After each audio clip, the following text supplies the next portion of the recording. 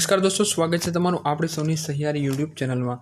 તો વિદ્યાર્થી મિત્રો, એલઆરડી ભરતી અંગે એક નવી મોટી જાહેરાત થઈ છે। શું છે જાહેરાત તેના વિશે આજે આપણે વિસ્તૃત રીતે વાત કરવાના છીએ। પરંતુ જો તમે ચેનલમાં નવા હો તો ચેનલને પ્રથમવાર વિઝિટ કરી રહ્યા હો તો ચેનલને સબસ્ક્રાઇબ કરજો અને બાજુમાં આવતી બેલ આઇકનને પ્રેસ કરજો કે જેને કારણે આવનારા સમયની કોઈ બી નોટિફિકેશન, કોઈ બી વિડીયોઝ અથવા ટ્રિક્સ સાથેના વિડીયોઝ આવે તો તેનો જે છે તમે ચાન્સ જે છે તમે મિસ ના કરો। તો બાજુમાં આવતી બેલ આઇકનને પણ પ્રેસ કરજો અને આવનારી સમયની કોઈ પણ તમે ભરતીની તૈયારી કરતા હોય તો તેના સિલેબસ મુજબના વિડીયોઝ આપણી ચેનલમાં આવી રહ્યા છે। વધુ માટે તમે પ્લેલિસ્ટની વિઝિટ લઈ શકો છો। તો આજનો વિડીયો શું છે આપણે જે છે શરૂ કરવા જઈ રહ્યા છીએ।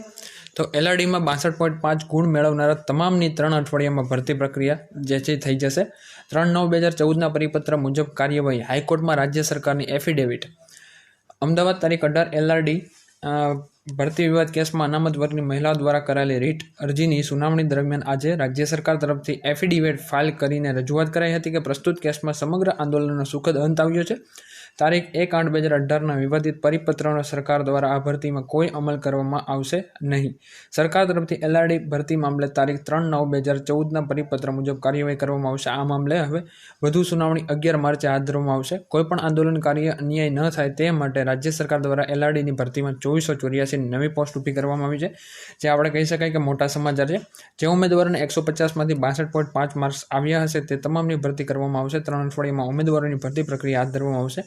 ઉલ્લેખનીય છે કે એલઆરડીની પરીક્ષામાં પાસ થયેલી બિન અનામત વર્ગની 254 યુવતી હાઈકોર્ટમાં પિટિશન કરી હતી। એલઆરડી મામલે રાજ્ય સરકાર પાસે નિમણૂકની પત્રની માંગને લઈને યુવતીઓ દ્વારા આ પિટિશન કરાઈ હતી। પાસ થયેલી 1578 પૈકી 254 યુવતીઓ હાઈકોર્ટમાં અરજી કરી પાસ થયેલી યુવતીઓને તાત્કાલિક નિમણૂક પત્ર આપવામાં આવે તેવી રજૂઆત કરી હતી। તો બીજી તરફ મહિલાઓને જે છે જનરલ કેટેગરીના મેરિટ લિસ્ટના વિરોધમાં સરકાર વતી એડવોકેટ જનરલે કોર્ટમાં એવું નિવેદન પણ આપ્યું હતું કે 2 દિવસમાં રાજ્ય સરકાર આ મુદ્દે નવો જીઆર બહાર પાડશે અને અરજદારોની માગણી નવા જીઆર અંતર્ગત સંતોષાઈ જશે તેવી આશા વ્યક્ત કરી હતી। તો જે છે એ ઘણા વિદ્યાર્થી મિત્રો હતા કે જેમને એવું લાગતું હતું કે અમે જે છે અમારા જે આ વખતની પરીક્ષામાં નહીં આવ્યા તો તેઓ લોકોનો પણ વારો આવી જશે 62.5 મેરિટની સાથે। તો ઘણા જે મહિલાઓ છે, ઘણી મહિલાઓ છે, ઘણા લોકોનું જે છે આમાં વારો આવી જશે।